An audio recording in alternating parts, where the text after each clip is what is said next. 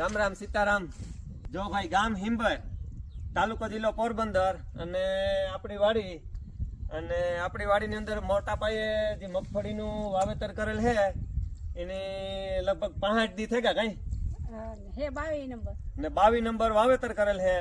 અને વરસાદી અવાર ભૂકા કાઢી નાખ્યા, રેસ ફૂટે કે આમાં રેસ વ્યા જાય તો આપણી વાડી અહીં બતાવે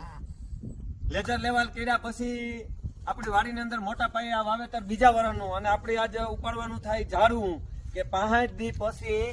આપણી માંડવીની અંદર માલ થયો કે નેત થયો છે કાદુ આમાં માંડવી કાદુ બહુ અરે આ તો માંડવી તો બહુ નીકળી હે આજની તારીખમાં જો ભાઈ પહેલી વાર 5 દી પછી ખરેખર રિયલી અને ભાઈ તું નજીકથી દેખાડ